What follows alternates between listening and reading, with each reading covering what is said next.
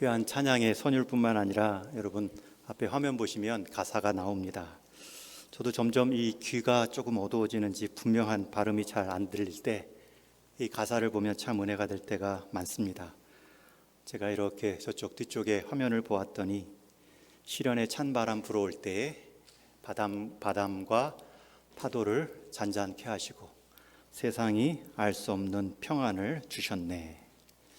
오늘 이 아침에 세상이 알 수도 없는 그 평안 누리시고 돌아가시기를 주님의 이름으로 축원합니다. 오늘 말씀은 요셉의 마지막 생애 본문이자 또 요셉의 창고라는 제목의 시리즈의 마지막 순서입니다. 지난주 살핀 것처럼 요셉은 아버지 장래 야곱의 마지막 시신을 그의 뜻 따라 자기 직분을 이용한 총리직을 이용한 융숭한 대접은 있었지만 아버지의 뜻 따라 그 시신을 관에 담아 가나안 땅에 옮겨 묻었습니다. 그렇게 이동할 때에 50장 7절 이하의 말씀을 보면 요셉이 자기 아버지를 장사하러 올라가니 모든 신하와 궁궐의 모든 원로와 병거와 기병도 함께 올라가 그 무리가 심히 컸다라고 말합니다. 여러분 이 장면을 한번 상상해 보세요.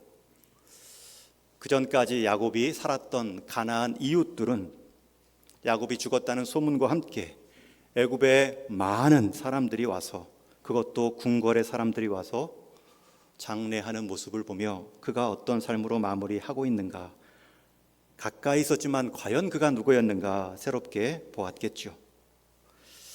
요셉은 자기 아버지를 자기 직분 따라 대접할 수 있는 만큼은 대접했지만 가장 중요한 아버지의 뜻대로 아버지가 원하시던 그 땅에 묻어주는 가장 큰 효도를 보입니다. 가끔 우리 성도의 장례를 치룰 때에 믿지 않는 자녀들이 상주가 될 때가 있습니다. 부모님은 신앙이 있어 기독교 예배식으로 장례하는데 우리 자녀들이 때로는 부모님의 뜻 따라 하지 않고 자기 뜻 따라 장례를 주도할 때가 있습니다. 참 안타깝죠. 여러분들 미리 자녀들에게 잘 말씀해 놓으십시오. 그래야 제가 장례를 집례하며 그 불신 가족들, 자녀들에게 다시 한번 복음 증거할 기회가 있기 때문입니다. 부모의 마지막 죽음의 자리에서 이것이 끝이 아닙니다. 영생의 소망이 있음을 전할 수 있는 기회로 미리미리 꼭 잘 당부해 주십시오. 그 과정에서 요셉 스스로도 아버지 야곱의 유언과 장례를 통해 자기 자리, 자기 신앙을 한번 되새깁니다.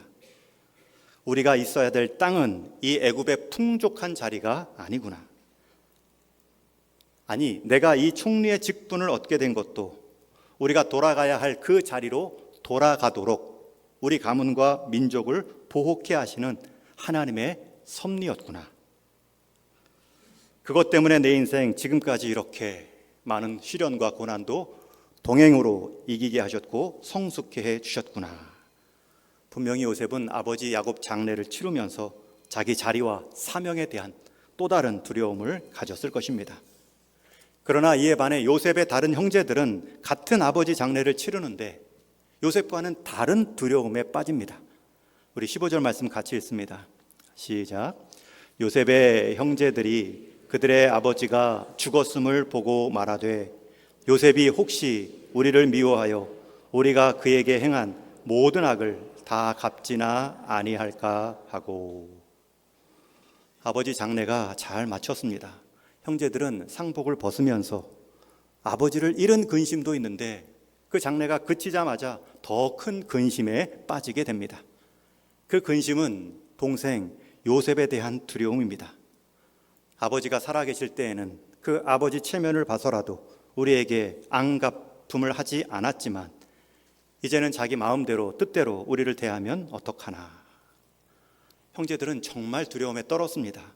그래서 사람을 보내어 아버지 말을 전하죠. 16절 17절에 보시면 요셉에게 말을 전하여 이르되 당신의 아버지가 돌아가시기 전에 명령하여 이르시기를 너희는 이같이 요셉에게 이르라 내 형들이 내게 악을 행하였을지라도 이제 바라건대 그들의 허물과 죄를 용서하라. 여러분 이것은 형들이 사람을 보내 전해준 말입니다. 실제로 야곱이 그 유언을 남겼는지 명령했는지 알 수 없습니다. 그러나 그 아버지 야곱이 그 말을 했던 하지 않았던 아버지 야곱의 마음은 실제 이러했을 것입니다. 만약 아버지 야곱이 요셉과 얼마 있는 시간이 아니었지만 요셉의 성품을 믿지 못하고 탐탁치 못하게 여겼다면 마지막 유언 남길 때에 직접 남겼겠죠. 그러나 아버지 야곱은 짧은 요셉과의 시간이었지만 이미 요셉의 성품, 그 마음의 헤아림들을 확인하고 따로 남기지 않았을 것으로 생각됩니다. 그것이 부모의 심정입니다. 여러분, 믿는 가정에 부모님을 향한 최고의 효도는 그 믿는 부모님의 하나님을 함께 믿는 것입니다. 그 다음에 부모님을 향한 효도는 한 몸으로 한 가정으로 부름받은 형제 자매들의 화목함이죠. 우리가 부모님을 효도한다라는 것은 물리적, 물질적 보상을 말할 수 없습니다. 자녀들이 효자가 되었다라는 그 기준은 맛있는 식사 자리나 좋은 선물이 아닙니다. 그 이전에 부모님의 마음을 헤아리는 것입니다. 부모님이 말하지 않아도 이미 그 삶을 통해, 의중을 통해 충분히 드러난 그 마음을 헤아리며 형제들의 화목을 이어가는 것이죠. 물질보다 마음이고 용돈보다 관계가 먼저입니다. 야곱은 이미 요셉의 됨됨이나 마음을 확인한 후에 특별히 그 마음을 나누진 않았지만 요셉은 효자입니다. 그 마음을 헤아렸고 이미 그 형들을 그런 마음으로 대하고 있습니다. 그런 상황에서 또 형제들이 이게 아버지의 명령입니다. 그 말을 하는 모습을 보며 웁니다. 오늘 17절 하반절에 보면 그들이 하는 말을 들을 때에 울었더라. 요셉이 그 말을 듣고 운 이유는 두 가지일 것입니다. 두려움 가운데 있는 형들에 대한 연민의 마음으로 흘린 눈물이 첫 번째고요. 두 번째면 실제로 아버지가 그 말을 마지막 유언이자 명령으로 말씀하셨다면 자녀들을 향한 아버지의 마음, 그 사랑에 대해 흘린 눈물일 수 있습니다. 상상을 해보십시오. 형제들은 두려움 가운데 이게 아버지 명령이야. 우리 형제들 다 용서하라 그랬어. 그런데 그 말을 들으면서 요셉은 웁니다. 그런 심정으로 눈물을 흘리고 있는데 형들은 또 이 눈물의 의미가 뭘까? 우리가 더 불편하게 한 것은 아닐까? 우리가 사람을 통해서 보냈는데 이번에 우리가 직접 한번 가서 우리의 마음을 표현하자. 직접 다시 나와 요셉 앞에 청하지요. 우리 18절 말씀은 같이 읽습니다. 시작. 그의 형들이 또 친히 와서 요셉의 앞에 엎드려 이르되 우리는 당신의 종들이니이다. 전했던 사람이 전하고 나서 무슨 반응이냐 물었더니 요셉이 그 말을 듣고 그저 웁니다. 그 말을 듣고 그 눈물의 의미를 모르는 형들은 더 두려운 마음으로 직접 찾아옵니다. 앞에서 대리인을 보내 간보기를 했다면 이번에는 직접 찾아와 챙기지요.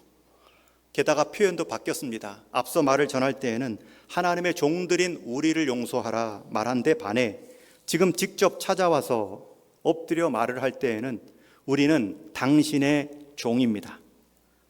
하나님의 종에서 당신의 종으로 더 한 단계 낮추어 말하고 있습니다. 이 말을 듣고 있는 요셉의 입장에서는 난처하고 더욱 당혹스럽습니다. 이미 용서의 눈물, 형들을 받아들인 관계를 회복한 요셉의 마음이지만 형들의 입장에서는 여전히 불안이고 여전히 의심인 상황을 보며 안쓰러워 울고 있습니다. 여러분, 우리가 때로는 하나님 앞에서 이 형들의 모습으로 설 때가 있습니다. 하나님은 이미 우리를 다 용서하시고 우리를 다 하나님의 자녀 삼았다. 그 보증인 하나님의 희생인 십자가를 보여주고 계신데 우리는 그 십자가 앞에서도 여전히 두려워합니다. 나 같은 자, 나 같은 행동, 나 같은 사람을 완전한 사죄의 은총을 신뢰하지 못하고 여전히 두려움, 여전히 의심과 불안으로 십자가 앞에 나올 때가 있죠. 여러분, 그럴 때 하나님의 마음은 어떠실까요? 하나님도 울지 않으셨을까요? 죄를 지어 어쩔 줄 모르는 그 모습이 불쌍해서 울었고요. 그런 자들을 예수님의 희생으로 십자가로 받아주고 용서해 주었는데 그것마저 불확실하고 못 믿고 안타까워하는 모습을 보며 하나님도 울지 않으셨을까요?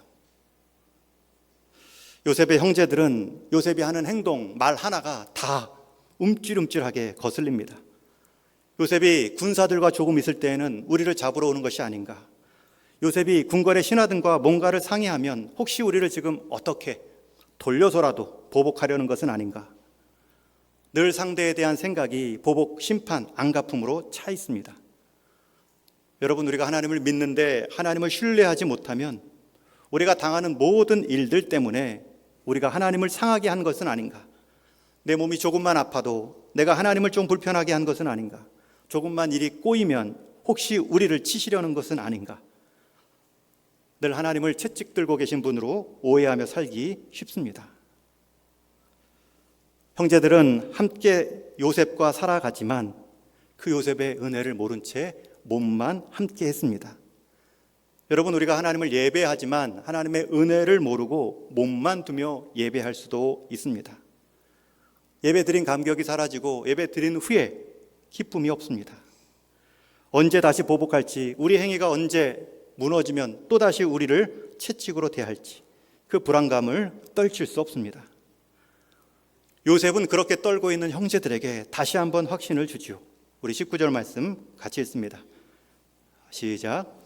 요셉이 그들에게 이르되 두려워하지 마소서, 내가 하나님을 대신하리이까. 두려워하는 형제들을 요셉은 또 말하고 또 말합니다. 여러분, 불안해 있는 우리를 향해 하나님은 또 말씀하시고 또 말씀하십니다.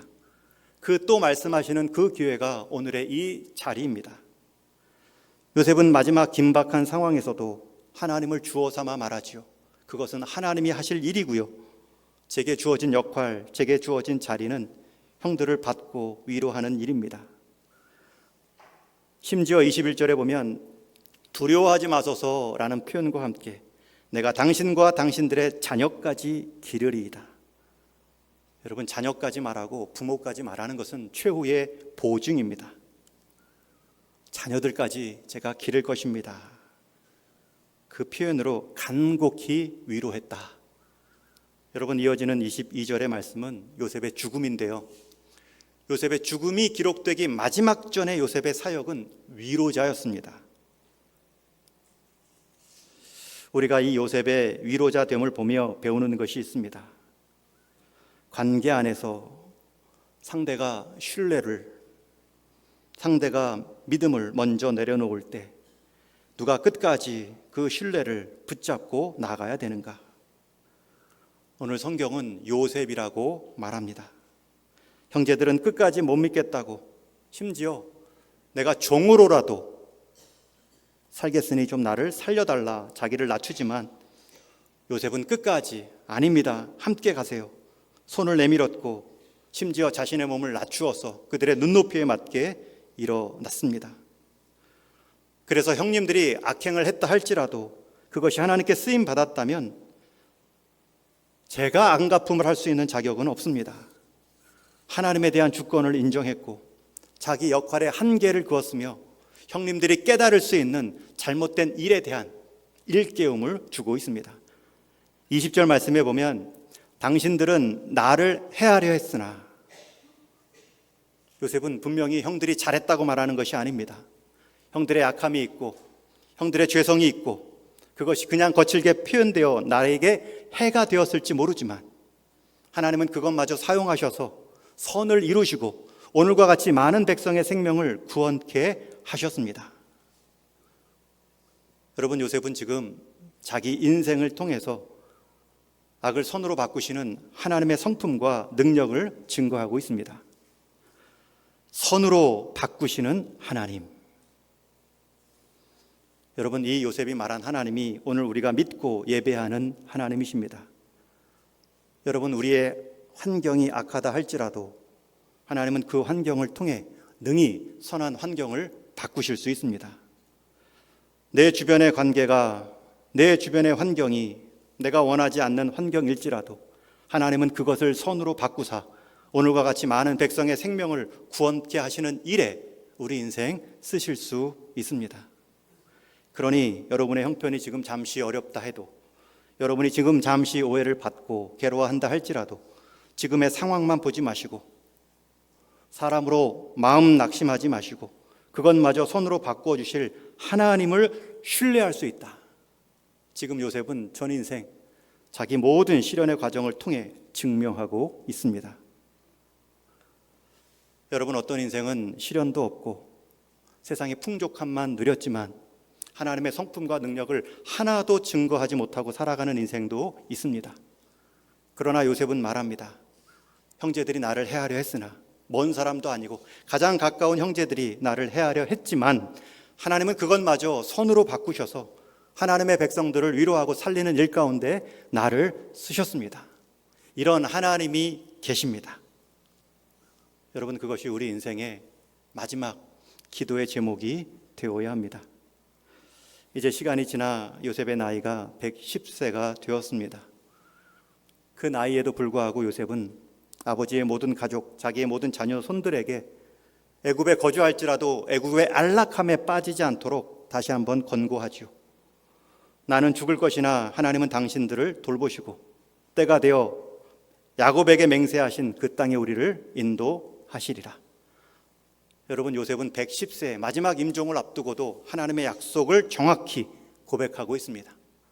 여러분, 우리 임종을 앞두고도 마지막 끝까지 잃어버리지 말아야 될 내용은 하나님의 약속입니다. 그리스도를 통해서 우리에게 약속해 주신 하나님의 자녀 되심입니다. 여러분, 그것을 마지막까지 되뇌이셔야지요. 우리의 기력이 쇠하고 기억력도 사라질 때, 심지어 아내와 자녀들의 이름마저도 생각나지 않을 때 하나님이 나를 그리스도 안에서 사랑하신다는 이 약속의 만큼은 평생 마지막 순간까지 잊지 않게 하여 주옵소서. 그 기도 가운데, 그 믿음 가운데 살아가시는 것입니다. 뿐만 아니라 자기 기력 남아있을 때, 자기 생각 온전할 때 요셉 역시 자손들에게 맹세시켜 말합니다. 여기서 내 해골을 메고 올라가겠다 하라. 요셉 인생의 마지막 꿈이자 유언을 남기고 있습니다. 여러분, 요셉의 생에 있어서 최고의 꿈은 애굽의 총리가 아니었습니다.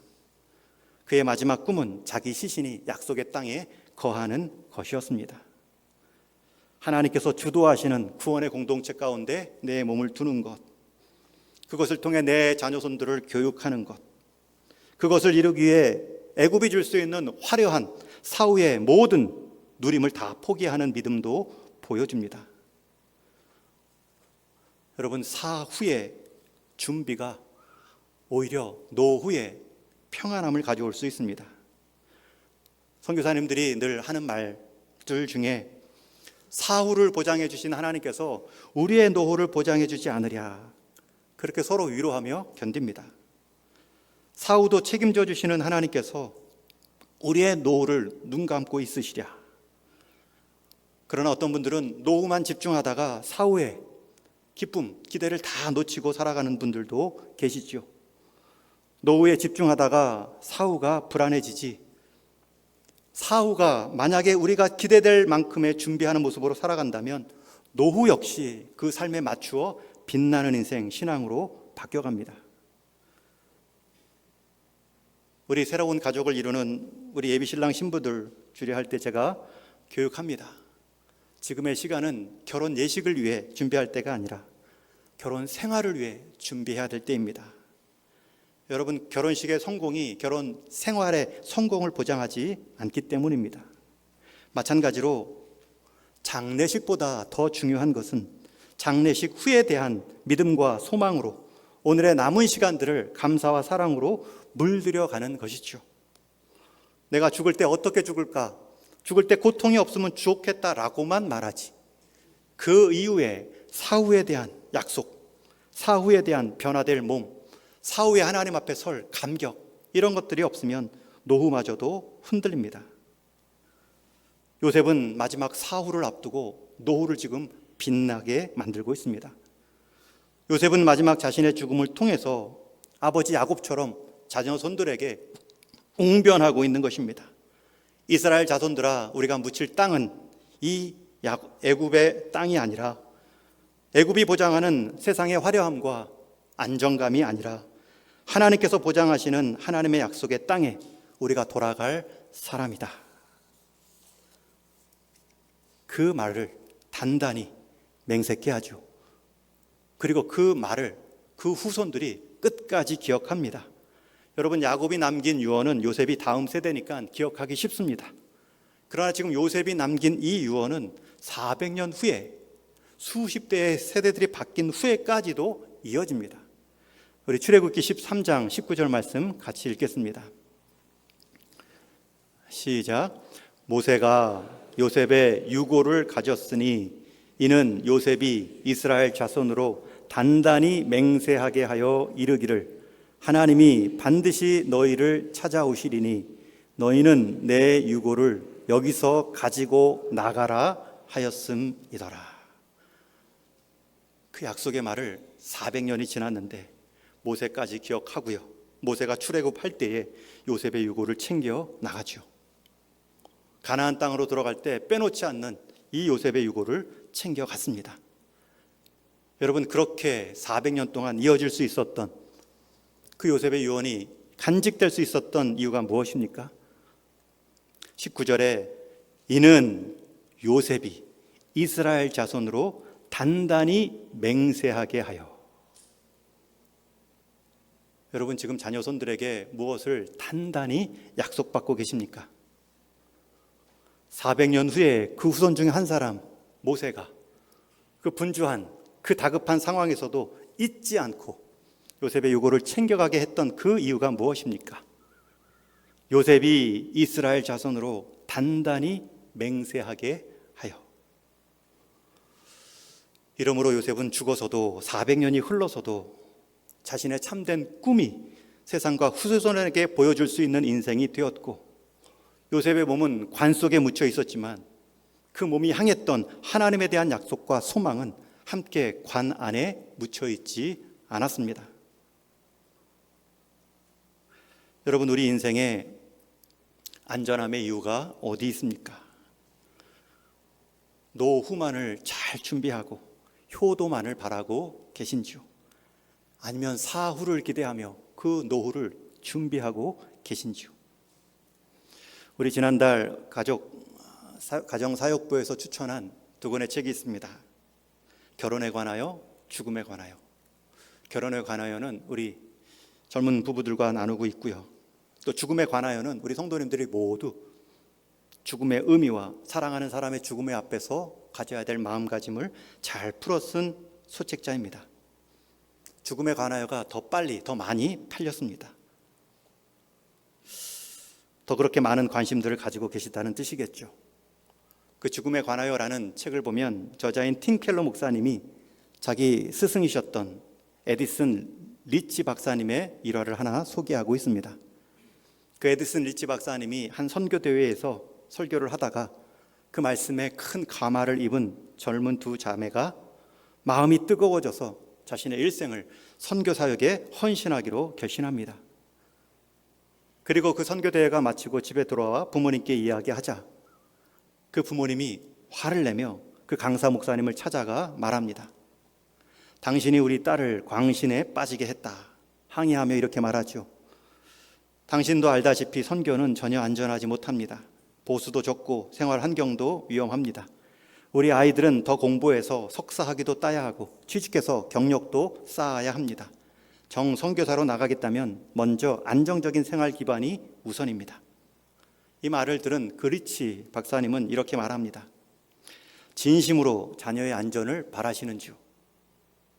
지금 우리는 다 지구라는 이 작은 돌덩어리에 우리의 몸을 두고 천문학적 숫자의 시속으로 우주를 떠돌고 있습니다. 어느 날 발밑이 푹 꺼져 아니면 행성이 와서 부딪혀 추락할 수도 있습니다. 그때는 아무도 그 위험을 피할 수 없고 그때는 두 가지 결론 중에 한 가지입니다. 아무리 떨어져도 떨어지지 않는 바닥이 없는 곳에 서 있거나 아니면 하나님의 영원한 품에 안기거나. 그런 상황에서 고작 석사 학위로 자녀의 안전을 보장하겠다 말씀하고 계시는지요? 여러분, 이 리치 박사님의 말, 우리의 사람의 끝, 하나님의 마지막 심판의 자리에서 무엇이 보장이 될 수 있는가? 하나님의 죽음의 자리에서 늘 일깨움 받는 그 삶의 지혜를 말해주고 있습니다. 하나님은 우리에게 늘 말씀하시죠. 내가 너의 안전이 아니라면 너는 전혀 안전하지 못하고 그 무엇도 너를 지켜주지 못한다. 그러나 내가 너의 안전이 될 수 있다면 그 어떤 것도 그 안전함을 거둘 수 없다. 요셉은 지금 자기 인생 마지막 유언을 그 하나님을 안전 삼으라, 자기 몸을 둠으로 자녀 손들에게 맹세케 하고 있습니다. 여러분, 그 약속을 듣고 간직한 이스라엘 후손들이 출애굽 때에 요셉의 유고를 들고 나가죠. 여러분, 지금 100세 시대를 맞이하고 있습니다. 우리 인생에 이렇게 길게 살았던 때가 없습니다. 여러분, 노년의 시간이 이제 10년, 20년이 아닐 수 있습니다. 30년, 40년 길게 살 것입니다. 그럴 때에 나이가 들어간다는 것은 무슨 의미일까요? 노년은 분명 상실의 시기일 것입니다. 건강도 기쁨도 아름다운 외모도 다 사라지는 시기일 것입니다. 그러나 생기는 것도 있습니다. 노후에 돼서야 사후에 대한 삶의 새로운 세계에 대한 소망, 차원 다른 삶의 기쁨을 기대함으로 준비할 수도 있습니다. 이제 말씀을 정리합니다. 요셉은 꿈의 사람이었습니다. 그러나 그 요셉의 꿈은 애굽 총리가 아니었습니다. 요셉은 총리가 되고자 그 많은 어려움을 참아낸 것도 아닙니다. 내가 세상의 최고의 높은 권력자가 되자, 그러니 지금부터 견디자라고 견뎌온 것이 아니라 그 어려운 상황에서도 하나님의 신실함은 변하지 않는다, 하나님의 형통케 하심이 있을 것을 믿고 견뎠을 뿐입니다. 그 과정에서 내 생각대로 내 편한 방법대로 했으면 실제 더 편한 삶을 고통 없이 살 수도 있었겠죠. 그러나 그는 하나님을 의식하고 의지하는 것이 더 많은 고통이 있음을 알매도 불구하고 하나님이 앞서 행하심을 믿으며 그는 하나님과 함께 동행을 택했더니 총리의 자리까지 올랐을 뿐입니다. 총리가 되기 위해 하나님을 사용한 것이 아니라 하나님께 쓰임받고자 했으니 총리까지 된 것입니다. 여러분, 제가 성도는 세상의 자리, 세상의 목표에 대해서 꿈도 꾸지 마십시오라는 말씀이 아닙니다. 다만 잊지 말 것은 우리 모든 사람에게 있어서는 죄의 연약함이 여전히 있습니다. 우리 인생에 대한 간사함이 분명 있습니다. 그것이 깊숙이 잠재해 있다가 언제든지 우리의 꿈, 우리의 비전을 포장해서 빙자해서 우리 인생의 또 다른 우상으로 우뚝 설 수 있기 때문입니다. 성도라면, 목회자라면 다 하나님의 영광, 하나님 나라의 유익을 말하지만 결국 개인의 성공, 세상의 명성, 자기 이름의 드러남을 우상으로 섬기며 신앙생활할 수도 있기 때문입니다. 그러나 반대로 하나님과 동행하는 삶이 성공의 여부와 상관없이 여전히 하나님께 감사할 수 있고 기쁜 예배자로 살아갈 수 있다면 그는 자기 꿈을 의지하고 섬긴 것이 아니라 하나님을 섬기고 있는 신앙의 사람이 맞습니다. 여러분, 내 인생, 내 꿈과 소망이 이루어지지 않는다고 해서 하나님을 향한 감사가 사라지면, 예배의 기쁨을 잃어버린다면 우리는 하나님을 이용해서 내 꿈을 얻으려 했던 것이지 하나님께 쓰임받아 하나님의 일꾼 되려는 마음은 없었던 것입니다. 여러분, 요셉이 흉년의 때를 이겨가는 과정에서 애굽 창고를 짓고 쓴 것이지 그것이 요셉 인생의 최고 성취가 아닙니다. 오히려 하나님은 그런 요셉을 사용해서 하나님의 백성들을 건지시고 보호하시는 도구로 창고를 짓도록 허용하신 것입니다. 마지막 요셉의 생애를 마무리하며 여러분들께 여쭙습니다. 여러분의 꿈은 하나님을 이용해서 여러분의 뜻을 이루는 것입니까? 아니면 하나님께 쓰임받기 위해 내 꿈마저도 하나님께 맡길 수 있는 사람입니까? 요셉의 생애는 창세기 30장에 처음 출생부터 등장하여서 오늘 마지막 50장까지 한 일대기를 보여주고 있습니다. 요셉의 인생은 그 분량이 아버지 야곱보다 많고 심지어 증조 할아버지 애굽 이스라엘의 시조였던 아브라함보다도, 야곱과 아브라함보다도 긴 분량을 차지하고 있습니다. 그만큼 성경은 요셉을 통해 우리에게 주고 싶은 교훈이 있다는 것이죠. 여러분, 그 교훈의 절정이 무엇입니까? 어떤 상황에서도 하나님의 위로는 멈추지 않는다. 그것을 확신하고 하나님과 동행을 했을 때에 그는 자기를 팔아버렸던 형제들마저 위로할 수 있는 하나님의 위로자가 되었다는 것입니다. 저는 우리 동인의 성도님들, 우리 동인교회의 방향이 세상을 위로하는 교회, 우리 주변을 위로하는 성도로 쓰임 받을 수 있기를 축원합니다. 그 과정에서 하나님은 총리도 되게 하시고, 하나님은 창고도 짓게 하시고, 창고에 물질도 부어주실 수 있습니다. 그것을 통하여서 내 이름을 드러내는 것이 아니라 이러한 하나님의 위로가 있습니다. 세상이 맛볼 수 없는 하나님의 평안, 세상이 알지도 못하는 그 하나님의 위로, 그것을 먼저 맛본 자로 그것을 세상에 맛보이셔야 됩니다. 한 인생을 위로하는 하나님의 위로의 손길, 하나님은 지금도 찾고 계십니다. 그렇게 하나님의 위로자가 되어 살다 보면 총리가 되고 애굽의 큰 창고도 될 수 있겠죠. 내가 총리되고 내가 창고를 지어야 꼭 하나님의 위로자가 되는 것이 아닙니다. 우리의 삶에, 우리 동인교회의 사역위에 그 누군가 위로가 필요한 자들, 그 누군가 하나님의 위로가 있다는 것을 알아야 잘들이 잠시 곁들여 쉴 수 있고 자라날 수 있는 우리 동인의 쉼터, 자람터가 될 수 있기를 주님의 이름으로 축원합니다.